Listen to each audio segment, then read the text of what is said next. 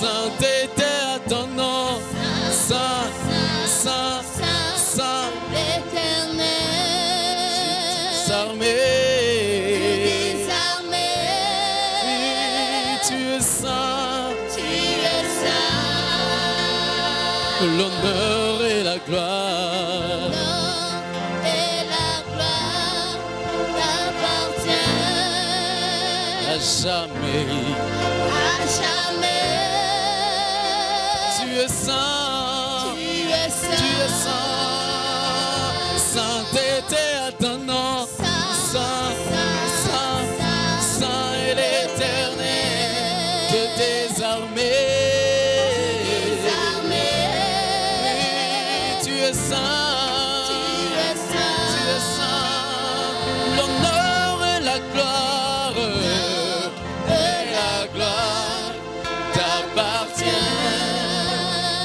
Jamais, à jamais, tu es saint. Oh, chante encore, sainteté à ton nom, saint, saint. Tu es saint. L'honneur, la gloire et la gloire t'appartient. À jamais, À jamais. à jamais, tu es saint. Seigneur, tu es saint, tu resteras saint à jamais. Nous t'élevons, Jésus, parce que tu es le Dieu très élevé. Nous t'élevons, Yahweh, parce que tu es élevé au-dessus de tout. Nous t'élevons, ô Éternel. Nous te célébrons en ces lieux, Jésus, parce que tu as vaincu la mort. Parce que la terre ne pouvait pas te contenir. Car tu dis, même les cieux des cieux et des cieux ne te contiennent pas, Yahweh. Qui est comme toi? Qui restera saint comme toi? Seigneur, tu es incomparable. Personne ne peut se comparer à toi, Yahweh. Tu es le Saint des Saints qui pouvait manifester cet amour où tu as laissé ta gloire au ciel. Tu es descendu me chercher jusqu'au bas de l'échelle. Tu es entré dans la boue pour me retirer, moi, Seigneur. Qui suis-je pour mériter tel amour? Qui suis-je pour mériter tel amour, Jésus? Je ne suis pas un totombo limabo kolikolo. Totatolio ya simili kolona se. Suki ya pembe kopimate namutunaye kwa sansa kumama.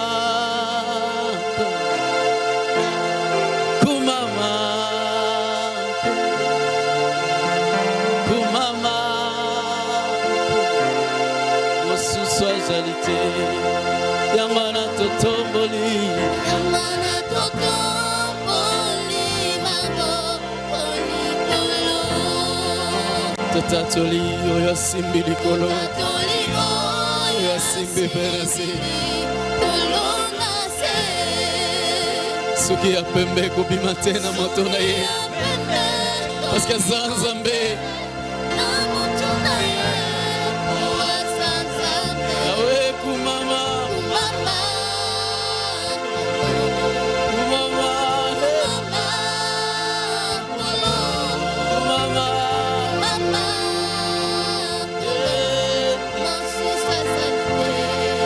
Yamana totomboli,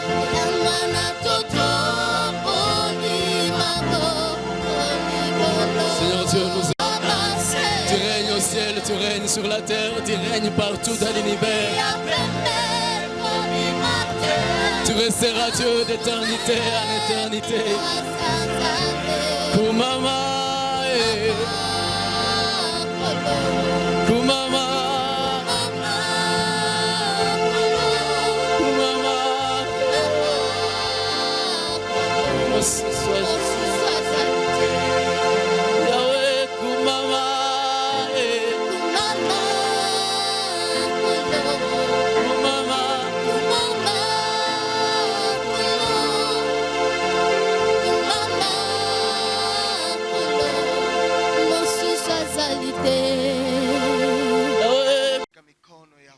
C'est pourquoi nous élevons ta parole entre tes saintes mains, ili Bwana neno hii lipate kutusaidia. pour que cette parole nous aide. Tunaamini kazi za Roho Mtakatifu Nous croyons à l'œuvre du Saint-Esprit, ambaye ni mwalimu mkuu kuliko walimu wote, qui est le plus grand enseignant plus que tout enseignant, ambaye ana uwezo ya kuelewesha yale ambao tumeshindwa kuelewesha, et celui qui est capable de faire comprendre ce que nous ne pouvons pas faire comprendre. ambaye anaweza kutuita katika kugeukia kweli. Celui qui peut nous attirer à nous tourner vers la vérité. Bariki neno lako Bwana. Bénis ta parole, ô Seigneur, Maana tunaomba katika jina la Yesu Kristo. parce que nous prions au nom de Jésus-Christ. Amen. Amen. Unaweza chukua Vous nafasi. pouvez prendre la place.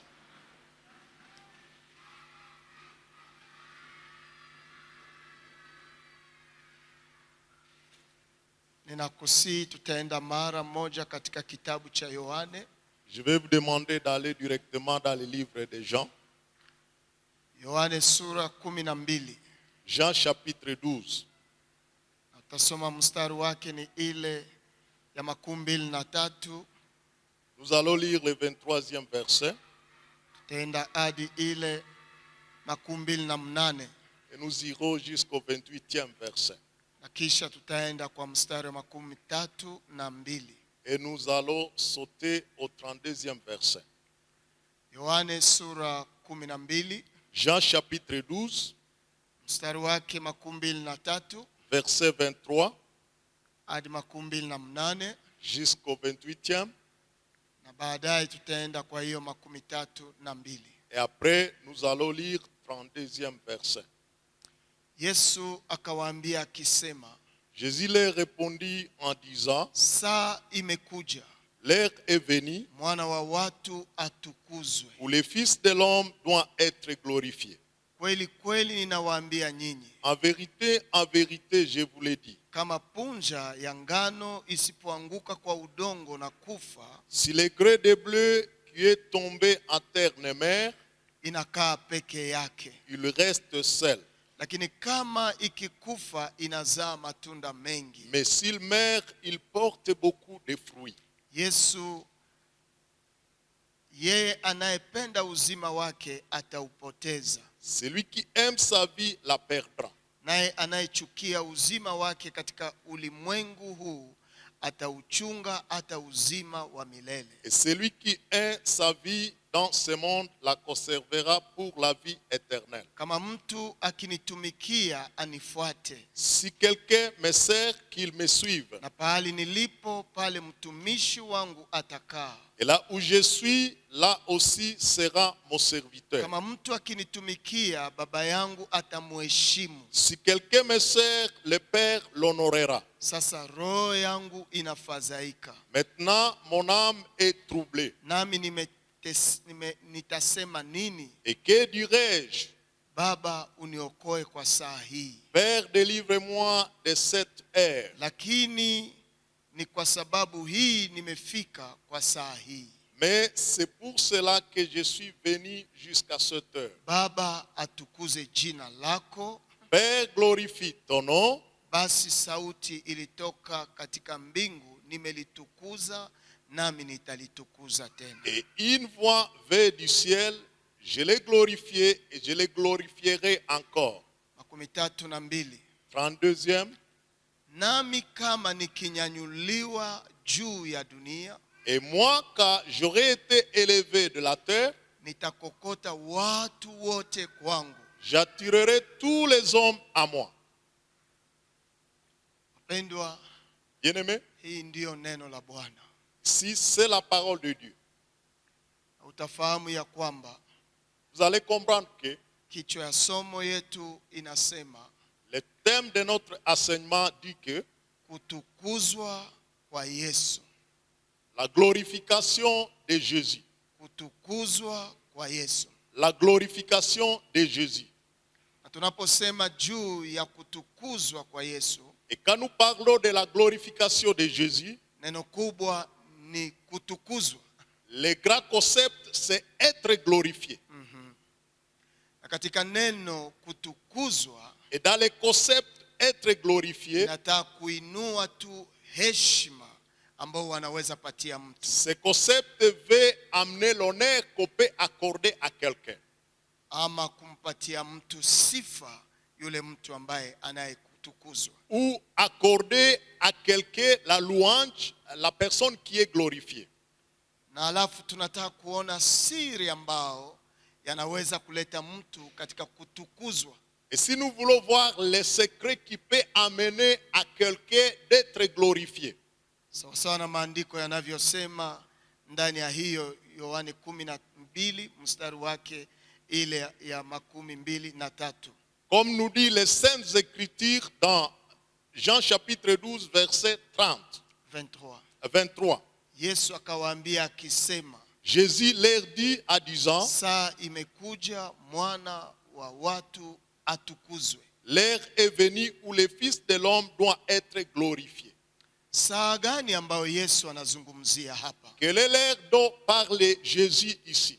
Ni saa ya kifo yake. C'est le moment de sa mort. Na Yesu anaposema saa imekuja, Quand Jésus dit que l'heure est venue, mwana wa watu atukuzwe, le Fils de l'homme sera glorifié. anazungumzia juu ya kifo yake. Il parle de sa propre mort. Na utafahamu ili uweze kuelewa somo hii vizuri, Et pour que vous puissiez comprendre cet enseignement, utahitaji kuweza kujifunza Yohane sura 11 vous avez besoin d'apprendre quelque chose sur Jean chapitre 11 na Yohane sura 12 et Jean chapitre 12 na Yohane 13. et Jean chapitre 13. Na ukiona Yohane 14 Et quand vous voyez Jean chapitre 14, ni utimilifu ya kutukuzwa baada ya kifo. c'est l'accomplissement de la glorification après la mort. Na Yesu wakati anasema saa imekuja mwana wa watu atukuzwe, Quand Jésus dit que l'heure est venue pour que le Fils de l'homme soit glorifié, lakini ukiona namna gani Yesu anataka kufunua kutukuzwa kwake, mais si vous voyez comment Jésus il veut montrer la révélation de sa glorification, ni ile verset 24. c'est le verset 24.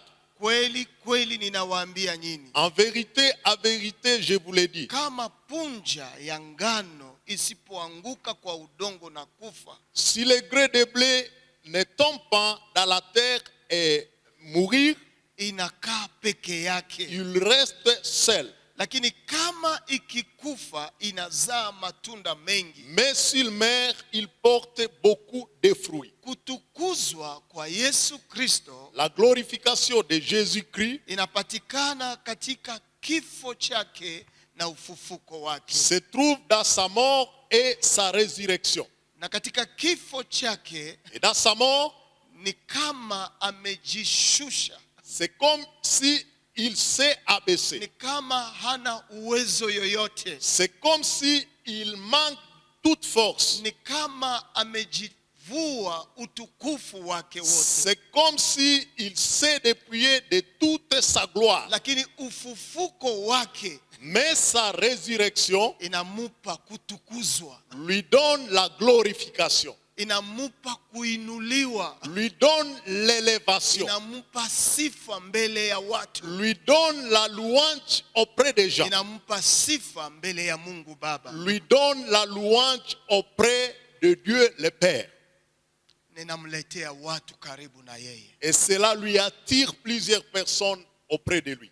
Sura hii ya 12 Le chapitre 12 yanatangulia na sura 11 ya Yohane. est précédé par le chapitre 11 du livre de Jean. Katika Yohane sura 11 Dans Jean chapitre 11, wanazungumuza juu ya ugonjwa wa Lazaro, on parle de la maladie de Lazare, na wanazungumuza pia juu ya kifo ya Lazaro, mais aussi on parle de sa mort. na wanazungumuza juu ya ufufuko wa Lazaro. Puis on parle de la résurrection de Lazare. Na mara nyingi tunapofundisha watu, Et quand nous parlons aux gens, quand nous enseignons aux gens, mara nyingine tunabaki tu kwa sura 11. nous demeurons au chapitre 11. Lakini sura 11 hii Mais le chapitre 11 ici yanaenda hadi sura 14 va jusqu'au 14e chapitre. yanazungumuza juu ya kifo cha Yesu Kristo Ici, ce chapitre nous parle de la mort de Jésus-Christ, na juu ya ufufuko yake pia. mais aussi de sa résurrection. Yanafunga neno Pasaka Ceci résume le concept de Pâques ambao leo tunasherekea kama Wakristo. que nous sommes en train de commémorer en tant que chrétiens. Ugonjwa wa Lazaro La maladie de Lazare, ilikuwa kwa utukufu wa Mungu, c'était pour la gloire de Dieu, ili mwana wa Mungu atukuzwe kwa pour neno que le hili. Fils de Dieu soit glorifié à partir de ça. Na hii tunayaona kwa verse ya 4 ya Yohane sura 11. Et cela, nous le voyons au chapitre 11, le verset 4. Kama Lazaro asingelikufa, Si Lazare ne pouvait pas mourir, Kristo asingelitukuzwa. Jésus non plus ne sera pas glorifié. Lakini Kristo aliruhusu magonjwa haya, Christ a permis cette maladie. na ugonjwa huu Yesu haikumshangaza. Et cette maladie n'a pas effrayé ou étonné Jésus. Ndio maana Yesu atafanya siku karibu 4 na hayuko kwenye Martha na Maria. C'est pourquoi Jésus a fait 4 jours sans être auprès de Marie et Marthe. Na ndio maana Yesu atakuja kwenye jamaa na Lazaro ameshalala kaburini. C'est pourquoi Jésus va venir dans la famille de Lazare, car déjà Lazare est déjà mort. Na matumaini ya uzima imeisha Et ndani il n'y mwao. avait plus d'espoir de la vie en eux. Lakini usisahau, Mais n'oubliez pas, ugonjwa huu cette maladie, si kwa kufa, ce n'est pas pour la mort, lakini kwa utukufu wa Mungu, mais c'est pour la gloire de Dieu. ili mwana wa Mungu atukuzwe kwa neno hili. Pour que le Fils de Dieu soit glorifié à partir de ceci. Saa ingine kuelewa hapo, Peut-être quelquefois pour comprendre ici, inabidi pia kuwa na mtazamo zaidi. cela demande à ce que vous ayez un grand regard. Ugonjwa wa Lazaro La maladie de Lazare haiko ya kifo. n'est pas pour la mort. Yale ambayo tunayoyapitia, Ce que nous connaissons aujourd'hui, hata anguko letu, même notre chute, si ya kifo, n'est pas pour la mort. lakini ili Mungu atukuzwe, C'est pour que Dieu soit glorifié. ni ili Mungu ajulikane Mwokozi. C'est pour que Dieu soit reconnu comme sauveur. Ni kweli nimegonjwa, C'est vrai que je suis malade. ni kweli nimetengwa na Mungu, C'est vrai que je suis séparé de Dieu. lakini Mungu anaweza kutukuzwa tena. Mais Dieu peut encore être glorifié. Ni ili Mungu atukuzwe C'est pour que Dieu soit glorifié na ili mwana wa Mungu atukuzwe. et que le Fils de Dieu soit glorifié. Mwana wa Mungu atatukuzwa katika kazi aliyokuya yafanya juu ya Le Lazaro. Fils de Dieu sera glorifié dans l'œuvre qu'il viendra faire chez Lazare. Ndio maana utaona Yesu atasema hivi, C'est pourquoi Jésus va dire ce qui suit. verse 25 ya Yohane 11. Verset 25 de Jean chapitre 11. Yesu akamwambia, Jésus lui dit, mimi ni ufufuko na uzima.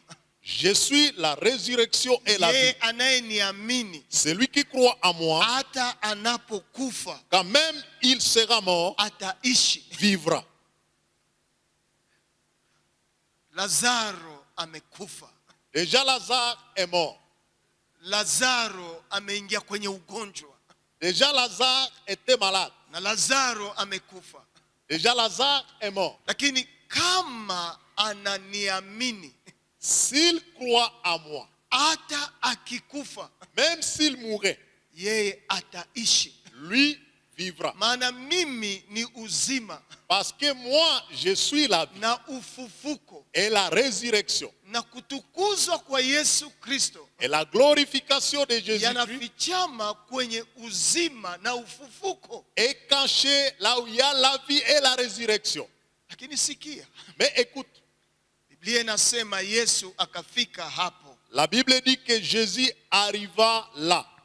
Na alipofika akamuita Lazaro. Et quand il est arrivé, il appela Lazare. Hiyo ni verset 43. Là, nous sommes au verset 43. Na niko najenga tu mafundisho ya Yohani 12. Je suis en train de bâtir les enseignements au chapitre 12 de Jean. Wakati alipokwisha kusema maneno haya, Après avoir dit cela, akapaza sauti kubwa, il cria d'une voix forte, Lazaro, Lazare, toka nje. sors du tombeau.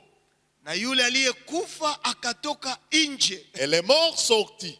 Ni Yesu ana uwezo ya kufufua aliyekufa. C'est Jésus qui a le pouvoir de ressusciter celui qui est mort. Na alipomtoa nje, Et quand il l'enleva dehors, Biblia inasema ya kwamba la Bible dit, akasema mumufungue aende zake sehemu ya mwisho ya et 44. il dit de lier là et de lier-les et laisser-les en les. Mumufungue aende zake. De lier-les et laisser-les aller.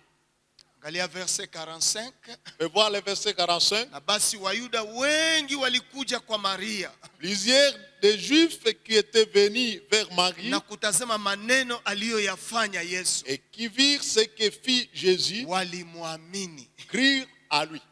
Lakini wengine wao wakakwenda zao kwa Wafarisayo, Mais quelques-uns d'entre eux allèrent trouver les pharisiens wakawaambia maneno aliyoyafanya Yesu. et leur dire ce que Jésus avait fait. Kwa verset 45 na verset 46, Au verset 45, verset 46, watu wanaanza kuona jinsi Yesu ni Mungu, les gens commencent à voir que Jésus est Dieu, jinsi ana mamlaka ya uzima, qu'il a le pouvoir de donner la vie. anaweza kutoa mtu kwenye kifo Il peut ressusciter quelqu'un de la mort na kumleta kwenye uzima. et l'amener à la vie. Na hii ikaleta macho ya watu kumgeukia kwa Yesu, Et ceci a fait que le regard des gens se tourne vers na Jésus. wengine wakaanza kumwamini. Mais d'autres commencèrent à croire à lui. Na Biblia inasema na washuhuda wakaanza kushuhudia Et les témoins ont commencé à témoigner yale ambayo Yesu alifanya. ce que Jésus a fait. Mpendwa, Bien-aimés, haya yote niko nataka kujenga, tout ceci, nous sommes en train de mettre les fondements. kuonesha namna gani Yesu C'est pour montrer que Jésus, ana uzima il a la vie na ana ufufuko, et il a la résurrection. na Yesu Et Jésus, anatukuzwa, il est glorifié. na kutukuzwa kwake Dans sa ni glorification, kwa sababu ametoa uzima, c'est parce qu'il a donné la ni vie. kwa sababu amefufua Lazaro, C'est parce qu'il a ressuscité na hii Lazare. inamletea watu kwake, Et cela a attiré les gens vers na lui. inaleta watu kuanza kumshuhudia. Et cela a commencé que les gens commencent à témoigner de lui. Ndio utaona Yohani wakati anaandika maneno haya, C'est pourquoi quand Jean écrit ces choses, maneno ambayo yatafuatilia, Yesu atakuwa plus célèbre sasa, les choses qui suivent montrent que Jésus sera plus célèbre. na uoga itaanza kuingia katikati ya watu. Et la crainte commencera à être créée parmi les gens. Na hii ni verset 47-48, Et ici nous sommes au verset 47 et 48. mahali ambapo watu wataanza kusema inaonekana sababu ya huyu watu wengi wamemgeukia juu amefanya miujiza mengi. À cause des miracles qui viennent d'accomplir celui-ci, beaucoup se tournent vers lui. Na mashauri yanaanza kujiuliza tufanye nini? Et il y a eu même des conseils qui ont commencé à être tenus en disant que pouvons-nous faire. Na hata hiyo kuinuka kwake Et son élévation ikapeleka hata politike ya wakati hii kuanza tingizika. a poussé à ce que la politique de cette époque soit bousculée. Kwa verset 48 ya chapitre 11 nasema kama tukimwacha hivi peke yake, Au verset 48, il est dit ce qui suit, si nous les laissons faire, watu wote watamwamini, nous croirons à lui. na Waroma watakuja na wataondoa pahali petu na taifa letu vile vile. Et les Romains viendront, détruiront et notre ville et notre nation. Lakini ukiangalia kuhani mmoja Mungu akamfunulia, Il y a un sacrificateur à qui Dieu a révélé, ambaye wanaita Kayafa, nommé Caïphe. na Biblia inasema ya kwamba huyu alitoa utabiri La Bible dit que celui-ci a donné une prophétie. Kwa verse 51 nasema hivi, Le verset 51 nous dit ce na qui neno suit. hili hakusema kwa yeye mwenyewe, Oh, il ne dit pas cela de lui-même, lakini akiwa kuhani mkubwa mwaka ule, mais étant souverain sacrificateur cette année-là, alitabiri ya kwamba il prophétisa que Yesu atakufa kwa ajili ya taifa lile, Jésus devait mourir pour la nation. wala si kwa ajili ya taifa ile tu, Et ce n'est pas pour la nation seulement, lakini akusanye pamoja wote watoto wote wa Mungu waliosambazwa c'était mbalimbali. aussi en fait de réunir en un seul corps les enfants de Dieu dispersés. Kwa verse 55 wanaanza zungumzia maneno ya Pasaka. Le verset 55 commence à nous parler de la Pâque. Na Pasaka ya Wayuda ilikuwa karibu, La Pâque des Juifs était proche na wengi walipanda toka nchi ile kwenda Yerusalemu mbele ya et Pasaka beaucoup de gens du pays montèrent à Jérusalem avant la Pâque wapate kusafishwa. pour se purifier. Pasaka ni kusafishwa. La Pâque, c'est la purification. Sasa miongoni mwa wale watu Parmi ces gens-là, ndipo Biblia inazungumuza juu ya wale wa Yunani. c'est là où la Bible nous parle des Grecs. Kwa verset 20 mchapitre 12. Le verset 20 au chapitre 12. Na palikuwa na Wayunani wengine katikati ya watu waliopanda kuabudu kwa karamu. Quelques Grecs du nombre de ceux qui étaient montés pour adorer pendant la fête Wao basi wakakuja kwa Filipo s'adressèrent à Philippe aliye mtu wa Betsaida de Bethsaïda wa Galilaya, en Galilée wakamuuliza et lui dirent wakasema, avec Estas: Bwana, tunataka kuona Yesu. Seigneur, nous voulons voir Jésus. Na Filipo akakwenda akawaambia Andrea, Philippe alla le dire à na André, tena Andrea na Filipo pamoja wakamwambia Yesu. et puis André et Philippe le dirent à Jésus. Yesu akawaambia akisema, Jésus leur répondit: saa imekuja, l'heure est venue mwana wa watu atukuzwe. où le Fils de l'homme doit être glorifié. Kweli kweli ninawaambia nyinyi, À vérité, je kama vous le dis, punja ya ngano isipoanguka kwa udongo na kufa, si le gré de blé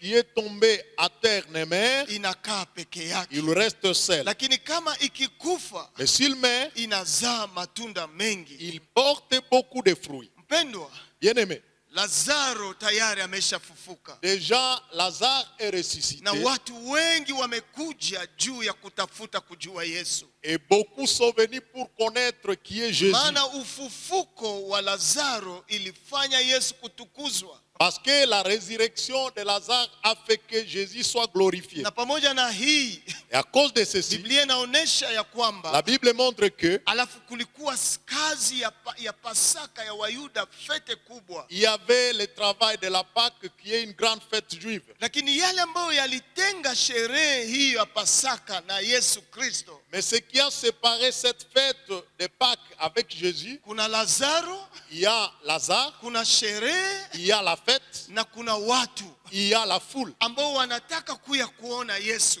qui ont voulu venir voir Jésus. na wengine wanataka kumumaliza Yesu. Et les autres veulent tuer Jésus. Lakini pia unabii umefunua ya kwamba inabidi Kristo akufe, Mais aussi il y a une prophétie qui a été donnée qui dit que Jésus devrait mourir. na akikufa ni kwa ajili ya taifa, Et s'il mourait, c'est à cause de la na nation. si taifa peke yake, na Es- watu wengine wanaokuwa Et ce mbali, n'est pas seulement la nation juive, et même les gens qui sont au loin. ili wote awakusanye ndani mwake. Pour qu'ils ressemblent tous à lui. Na utaona kwa chapitre hii ya 12 Et si vous voyez au chapitre 12, verset 12, le verset 12, utaona namna gani Yesu ataingia Yerusalemu. vous allez voir comment Jésus va entrer à Na Jérusalem. wakati Yesu anapoingia Yerusalemu, Et quand Jésus entre à Jérusalem, wamemgundua kama mfalme wa on Israeli, l'a découvert comme le roi d'Israël. maana wimbo wao ilikuwa ikiimba Parce que leur chanson disait: Hosana, Hosanna, amebarikiwa il est béni, mfalme wa Israeli celui qui vient comme roi d'Israël, anayekuja kwa jina la Bwana. qui vient au nom du Seigneur. Hii ni verse ya 13. Là, nous sommes au verset 13. Na Biblia inasema, na wakati Yesu alipopanda mwana punda, Et la Bible dit quand Jésus monta sur l'anneau. Na huko ndipo akaanza kusema, Et là, il a commencé à dire, verset 15, verset 15, usiogope binti ya Sayuni, ne crains point, fille de Sion. tazama mfalme wako anakuja, Voici ton roi vient, akikaa juu ya mwana punda. assis sur les petits d'une ânesse. Sasa huyu mfalme Ce roi, ambaye wanamjua, wamemuinua sana, au vient de lever, tayari amefufua mtu il a ressuscité quelqu'un déjà, na heshima yake imejulikana, et son honneur est connu, lakini anajua saa inakuja mais il connaît que l'heure vient. mwana atukuzwe, Le Fils sera glorifié. mwana atukuzwe. Le Fils sera Na glorifié. katika neno hii, kuliko kutoa jibu, mlete hawa Wayunani niongee nao. Ah, au lieu que Jésus donne la réponse en disant Amen, c'est grec pour que je leur parle, Filipo, Philippe Barnaba, et Barnabas, leta hawa watu Philippe et André amènent ces gens ambao walikuja kuabudu kwa qui Yerusalemu sont venus adorer à kwa Jérusalem sherehe ya Pasaka, pour la fête de Pâques, ili Yesu ajulikane mbele yao. pour que Jésus soit connu devant eux. Lakini Yesu anajifunua kama punja ya ngano, Mais Jésus se révèle comme le grès de bleu. hajifunue kama mfalme, Il ne se révèle pas comme un roi. lakini tayari wamemwimbia kama mfalme. Déjà, on a chanté pour lui comme un roi. Lakini jibu lake amejigeuza kuwa punja la ngano. Mais sa réponse montre qu'il se transforme en un grès de bleu. Na punja hii Et ce grès-là, anasema isipoanguka kwa udongo na kukufa, Jésus dit, s'il ne tombe pas à terre et mourir, inabaki peke yake. il reste seul. Na kama ikikufa, Et s'il meurt, inasema itakuja na ufufuko ya matunda mengi. viendra avec la résurrection de plusieurs fruits. Siri ya kutukuzwa kwa Yesu Kristo Le secret de la glorification de Jésus-Christ, ni katika kujishusha kwake, c'est dans l'attitude de se rabaisser, kama punja ya ngano, comme le grès de blé. ni katika hali ya kujisahau, C'est dans cette attitude de s'oublier, ya kwamba mimi ni mdogo, pour dire que je suis le petit, na kukubali njia ya kifo. et accepter le chemin de la mort. Na njia ya kifo hii Le chemin de cette mort, ndio ambayo muna humiliation yake yote, c'est là où il y a son abaissement mahali total. ambapo atashushwa mpaka hatua ambao hangestahili kushushwa Là où il ndani yake. sera rabaissé à un niveau inférieur. Mahali Il ne ambapo pouvait pas. macho ya watu prendre. yatajua ya kwamba hana tena mamlaka. Le moment où les gens, les yeux de gens verront qu'il n'a plus de pouvoir. Lakini kumbi ndipo mwanzo ya kutukuzwa kwake. Oh, c'était le commencement de son élévation. Wapendwa, Bien-aimé, tukitaka kuenda katika hali ya kutukuzwa, si nous voulons aller dans l'attitude de la glorification, lazima tupotee. certes, nous devons disparaître. Hata kama umeshafanya mambo makubwa, Même si vous avez déjà fait de grands exploits, kama vile Yesu alikuwa amefanya mambo makubwa ku chapitre 11, comme Jésus venait de faire des exploits au chapitre 11, mahali ambapo wote wanamshangaa là où tout le monde s'étonne de lui, na kila mtu anataka amuone, et toute personne veut le voir, amjue, le connaisse, maana amefanya vitu ambao hakuna mtu angeliamini. parce qu'il a fait des choses auxquelles personne ne pouvait Mtu croire. amelala siku 4 kaburini, Quelqu'un qui s'est endormi 4 jours dans la tombe, lakini baada ya hapo mais après cela, anaingia Yerusalema na makelele kubwa, il entre à Jérusalem avec de grands cris, na kila mtu anamchapia yowe. et toute personne acclame pour lui. Lakini Yesu Mais Jésus, wanapokuja kutaka kumjua, et quand on veut venir prendre connaissance de lui, anasema mimi ni kama punja la ngano. il dit, moi, je suis comme le grès de blé. Amen. Amen. Baada ya hapo Yesu anasema, Après cela, Jésus dit, na kama mimi si je n'entre pas dans la terre, ninabaki peke yangu, je resterai seul. lakini nikiingia kwenye udongo, Mais si j'entre dans la terre, nitaondoka na matunda mengi. je sortirai avec beaucoup de fruits. Ni message kubwa ambayo Yesu kunatufundisha. Si c'est un grand message que Jésus nous enseigne. Nikibaki kwa hali ya utukufu yangu Si je reste au lieu de ma glorification, ambayo watu wanatangaza juu yangu, que les gens annoncent pour moi, na sikubali kupotea, et si je n'accepte pas de disparaître, baada ya hapo nitoke na utukufu, et après que je revienne avec gloire, nitabaki tu peke yangu. je resterai seul.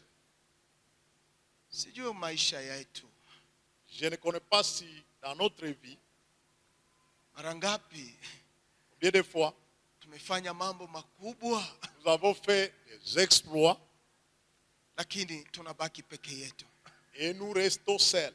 tunashindwa kuzaa matunda mengi. Et nous échouons produire beaucoup de fruits. Pengine ni kwa sababu Peut-être parce que hizo sifa zote toutes ces gloires tunabaki nayo peke yetu, appartiennent à nous seuls. yanatupa kiburi ya kushimama peke yetu. Nous donne l'orgueil d'être restés seuls. Lakini saa ingine Mais quelquefois, ukitaka kwenda mbali, si vous voulez aller loin, itika kupotea, il faut accepter de disparaître. itika brisma, Il faut accepter l'épuisement. itika haya, Il faut accepter la honte, itika l'ignominie. kupitia njia ambao saa ingine utashushwa. Accepte de passer par les chemins de l'humiliation. Lakini watakapokujua Quand ils te reconnaîtront, wataona matunda mengi juu ils yako. verront beaucoup de fruits ici. Pasaka hii Cette Pâque, ni kushushwa kwetu. c'est notre épuisement. Pasaka hii Cette Pâque, ni kufundishwa na Yesu, c'est être enseigné par Jésus. sisi tupotee Que nous puissions disparaître ili Kristo aonekane, pour que Christ soit manifesté. ili tutukuzwe tena. Pour que nous puissions être glorifiés. Na ndio unaona Yesu akaiexplique kwa verset 25, Vous voyez Jésus expliquer cela au verset 25, chapitre 12 ya Jean. le chapitre 12. Yeye Livre de Jean. anayependa uzima wake ataupoteza, Celui qui aime sa vie la perdra. naye anayechukia uzima wake katika ulimwengu huu atauchunga, hata uzima wa Celui milele. qui aime sa vie dans ce monde la conservera pour la vie éternelle. Anayependa uzima wake Quelqu'un qui aime sa vie, ataupoteza. il va la perdre. Mara nyingine tunapotezea hapa hata heshima zetu. Ici, à ce niveau ici, nous perdons même nos honneurs. Ni kweli tumefanya mambo mengi C'est vrai que nous avons fait beaucoup d'exploits ambayo zinastahili heshima, qui sont dignes d'être loués. na mara nyingine tumejifunga kwazo hizo Et mambo, nous nous attachons à ces choses-là.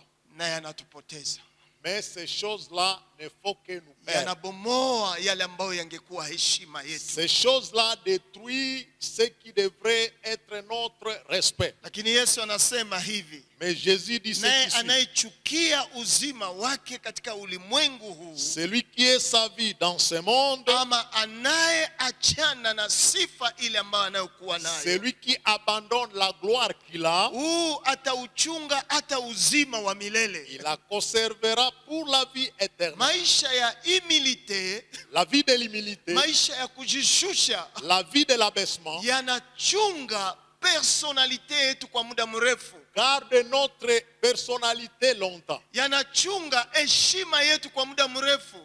garde notre considération, notre honneur longtemps. Lakini maisha ya kukakamana na heshima yetu Mais la vie d'être attaché à notre gloire yanapotea kwa haraka sana. se perd Na facilement. hii ndiyo Yesu alitaka kutufundisha ndani ya Pasaka. Et ce que Jésus voulait nous enseigner dans cette Ni Pâque. kweli Wayahudi wanataka wajue mimi ni nani. C'est vrai que les Juifs veulent connaître qui est Jésus. Wayunani wamekuja ili wasumulie na mimi. Les Grecs sont venus pour parler avec Jésus, lakini sikia, mais écoute, saa inakuja l'heure vient. mwana wa watu atatukuzwa. Le Fils de l'homme sera glorifié. Sitatukuzwa katika watu Il ne sera pas glorifié parmi les gens kama yule aliyefufua tu, comme celui qui a ressuscité, ambaye aliyefanya miujiza kwa Lazaro, qui a fait un miracle pour Lazare, ambaye aliyeingia Yerusalemu na heshima kubwa, qui est entré à Jérusalem avec un grand honneur, anayekuwa na jina kubwa. qui a un grand nom. Lakini nitatukuzwa Mais je serai glorifié inapokuwa mbegu ya ngano car je serai un gré de bleu. ambayo imekubali kuzikwa, Le gré qui accepte d'être enterré. na inapozikwa Et quand ce gré est haiwezi enseveli, kuonekana, on ne peut pas le voir. lakini itakapotoka huko Mais quand le gré sortira de là, itatoka na matunda mengi sana. sortira avec beaucoup de fruits. Haleluya! Amen. Ndio maana ninataka kupa shauri ndogo C'est pourquoi, ambayo inaweza kutusaidia. Tunapeana shauri ndogo c'est pourquoi je voudrais qu'on se donne un petit conseil kwa njia hii. par cette voie. Ndio unaona verse 28 inasema hivi: Le verset 28 nous dit ce qui suit. Baba, utukuze jina lako. Père, glorifie ton nom. Basi sauti katoka mbinguni, Et une voix vint du ciel, limetukuzwa je l'ai glorifié nami nitalitukuza tena. et je le glorifierai encore. Limetukuzwa Je l'ai glorifié nami nitalitukuza tena. et je le glorifierai encore. Analitukuza kama mbegu, Il le glorifie comme le gré. ambao ni mbegu ndogo sana, Ce petit gré. lakini nitalitukuza tena. Et je le glorifierai encore. Yataonekana utukufu zaidi itakapotoka kwenye kaburi. Il sera manifesté une grande gloire quand ils reviendront de la tombe. Na ndio unaona hiyo yanatangaziwa wazi kwa verse 32. C'est pourquoi cela est déclaré clairement au verset 32. Nami kama nikinyanyuliwa Et moi, quand j'aurai été juu élevé ya dunia, de la terre, nitakokota watu wote kwangu. Haleluya! j'attirerai tous les hommes. Nikinyanyuliwa kutoka udhaifu wangu, Et quand je serai élevé de ma faiblesse, na huko sasa nitaleta sifa kubwa. et de là, j'apporterai une grande louange. Nitakokota wengi sasa kwangu. J'attirerai tous les hommes vers moi. Regard ya wote itakuya. Les regards de tous viendront. Lazima tujifundishe na maneno haya.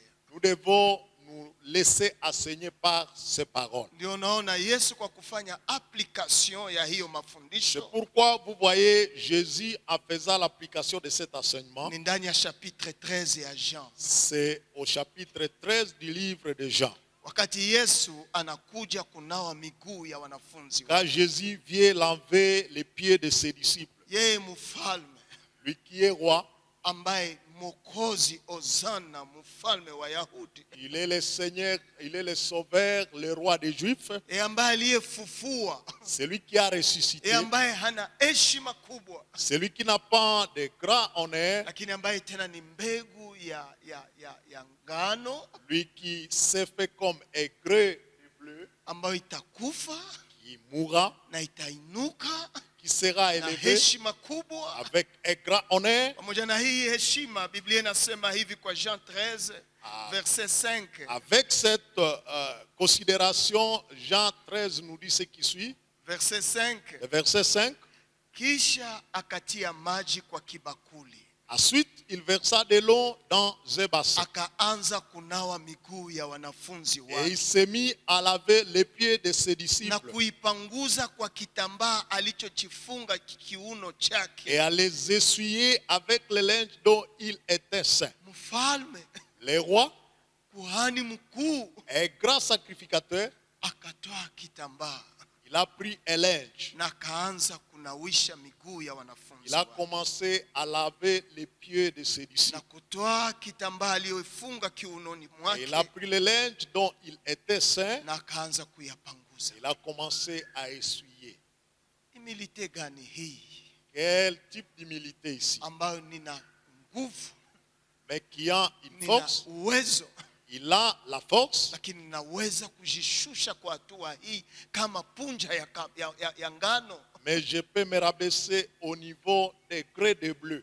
ili nianze kuhudumia wale ambao ni wanafunzi wangu, Que je commence à servir ceux qui sont mes disciples. kuliko wao waninawishe mguu, C'est eux plutôt qui devraient me laver les pieds, lakini yeye anaanza kuwanawisha miguu, mais c'est lui qui commence à laver leurs pieds. ambao wafalme wa dunia hii mara mingi hawawezi kufanya Que les hivyo. rois de ce monde ne peuvent pas faire. Na utaona Yesu anasema hivi, Vous allez voir Jésus dire ceci. verset 14, Le verset 14. basi kama mimi Bwana yenu Si donc moi qui suis votre na Seigneur mwalimu wenu et comme maître, nimenawa miguu yenu, je vous ai lavé les pieds, imewapasa nyinyi kunawana miguu, vous devez aussi vous laver les pieds les uns les kwa autres. sababu nimewapa ninyi mfano, Car je vous ai donné un exemple mfanye sawasawa nilivyowafanyizia ninyi. afin que vous fassiez comme je l'ai fait pour vous. Hii ndiyo Yesu anajua siri ya kutukuzwa, Jésus connaît le secret de l'élévation. ni kushuka chini ya heshima yako, C'est se rabaisser au niveau de votre honneur. ili uinuke na nguvu za ajabu Pour kwenye que vous heshima yako. soyez élevé avec une grande puissance Ni de votre honneur. kujisahau C'est vous oublier. na unajua mimi niko Et tout en sachant que moi je suis, kama vile Yesu anavyosema ndani ya hiyo Yohane 14, comme Jésus dit au 14e chapitre, sura 13 verse ya 14, au 13e chapitre verset 13, basi kama mimi ni Bwana yenu mwalimu wenu, si moi je suis votre maître et votre Seigneur, nimenawa miguu yenu, je vous ai lavé les pieds, imewapasa nyinyi kunawisha miguu ya wengine. vous devez aussi vous laver les pieds les uns les autres. Yesu anajua yeye ni mwalimu, Jésus connaît qu'il est le maître. na anajua yeye ni Bwana, Jésus connaît qu'il est le lakini Seigneur. anajua nguvu ya kuinuka ya utukufu wake Mais il connaît la force qui se retrouve dans son élévation, ni dans sa katika gloire. kujishusha kwake, C'est dans son humilité. ni katika hiyo moyo wa brisma. C'est dans cette attitude-là de brisement. Maana atakapokuwa ameshuka na kukufa, Quand il sera abaissé au niveau de mourir, na ndipo ataweza kuinua walio wengi. c'est alors qu'il élèvera plusieurs. Na kabla ya kumaliza, Et avant de terminer, utaona mwile chapitre 13 vous allez voir au chapitre 13, verset 31 verset 31, maneno yafuatayo: les paroles qui suivent. basi wakati walipokwisha kutoka nje, Et quand ils sortirent dehors, Yesu akasema, Jésus dit, sasa mwana wa watu ametukuzwa maintenant le Fils de l'homme a été glorifié. na Mungu ametukuzwa ndani yake. Et Dieu a été glorifié à lui. Ametukuzwa Il a été glorifié. na Mungu ametukuzwa ndani yake. Dieu a été glorifié Kwa à lui. njia gani? Par quelle voie? Kwa njia ya kujishusha kwake, Dans la voie de l'humilité. kwa njia ya kuservire watu wengine. Dans la voie de servir les autres. Rande nasema kama Mungu ametukuzwa ndani yake, Rendez nous dit, si Dieu a été glorifié à lui, Mungu anatukuzwa ndani yake mwenyewe, Dieu aussi le glorifiera à lui-même, se glorifiera à lui-même. na mara moja atamtukuza. Haleluya! Et aussitôt, il le glorifiera. Ukitaka tuone Mungu jinsi gani anatukuzwa ndani mwetu, Si nous voulons voir comment Dieu est glorifié na à nous, namna gani nasi tunatukuzwa ndani mwake, et comment nous aussi nous sommes glorifiés à lui, ni kupitia picha hii ambayo tunaweza vutiwa ndani yake. c'est à travers cette image qui peut nous attirer. Roho ya kushushwa, Le cœur de roho ya abaissé, kuvunjika, le cœur de brisement, roho ya humilité. le cœur d'humilité. Na mtu mwingine alisema l'humilité iko grand courage ambayo mtu anaweza kuoublier sa position juu ya gloire ya mtu mwingine. Quelqu'un a dit que l'humilité c'est une grande puissance que vous pouvez oublier pour voir la gloire de quelqu'un d'autre. Lakini Yesu hakuachia pale. Mais Jésus ne s'est pas limité par là. Akasema hivi, Il a dit ce qui suit. watoto wadogo Mes 33, petits enfants, angalia wakati kidogo nipo pamoja nanyi. je suis pour peu de temps encore avec vous. Mutanitafuta. Vous allez me Na chercher. sawasawa nilivyowaambia Wayuda ya kama Et comme j'ai dit aux Juifs, pahali que ninapokwenda nyinyi muwezi kuja. vous ne pouvez venir où je vais. Hivi sasa ninawaambia nyinyi, Je vous le dis maintenant. amri mpya ninawapa nyinyi, Je vous donne un nouveau commandement. mupendane Aimez-vous les uns les autres. kama mimi nilivyowapenda nyinyi, Comme je vous ai aimé vous aussi, ninyi mupendane vile vile. aimez-vous les uns les autres.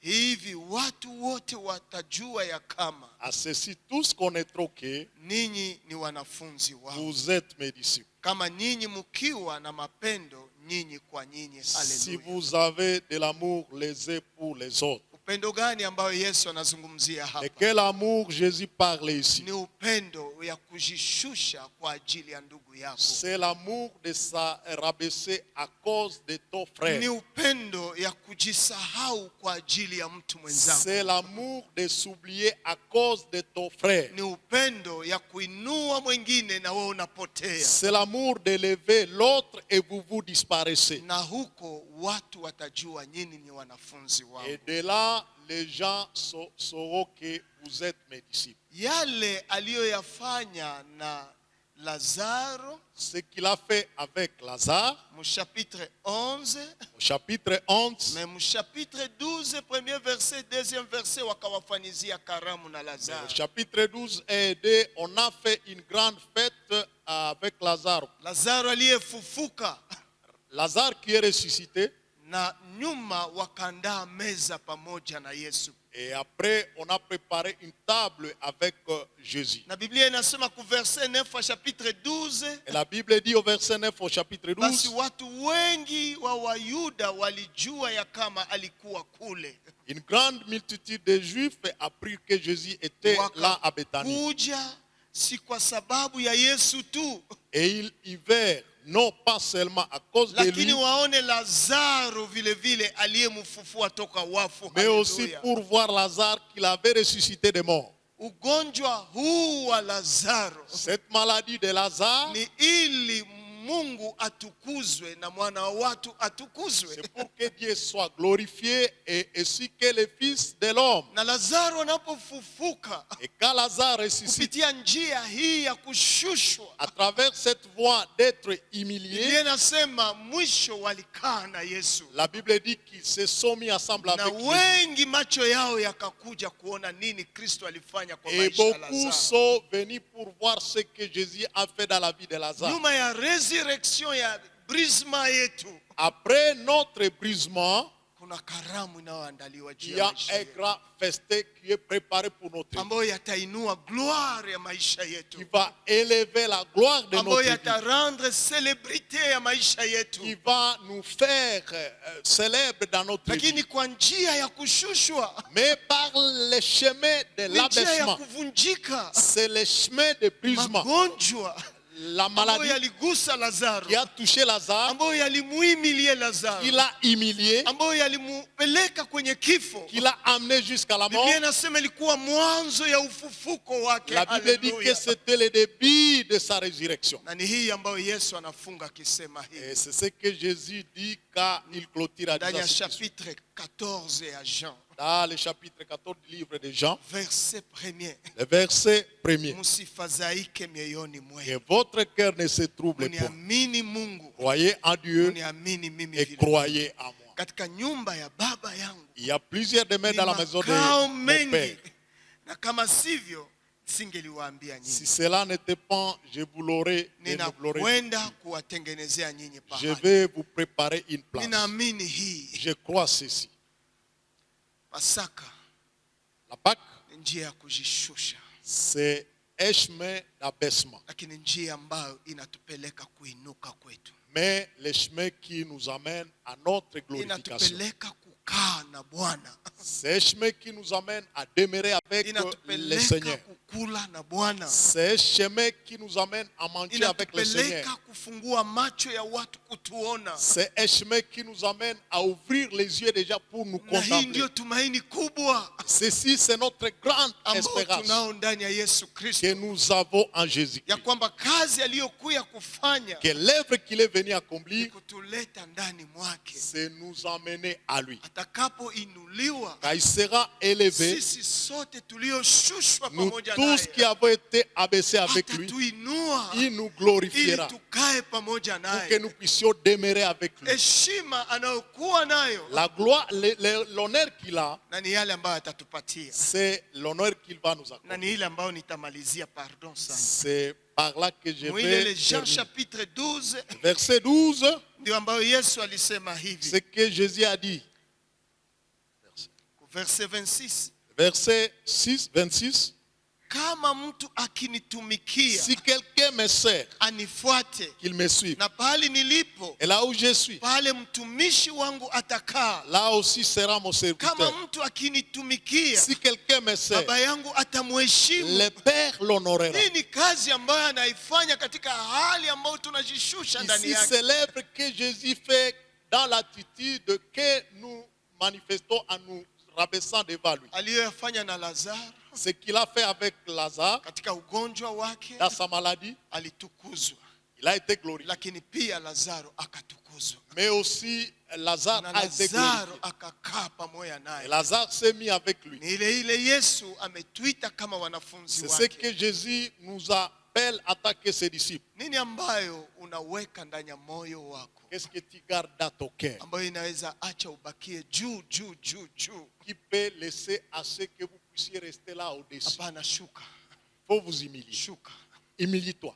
Nini ambayo inaweza kuacha usinawishe mwingine miguu, Qu'est-ce qui peut empêcher que tu puisses laver les pieds de quelqu'un usimtumikie d'autre mwingine? Nini? pour ne pas servir quelqu'un d'autre? Ni kweli hautapoteza udamani ya samani yako, Il est vrai que vous n'allez pas perdre votre valeur. utabakia tu ni wewe, Vous resterez vous-même. lakini yatakuinua tena zaidi, Mais cela vous glorifiera encore.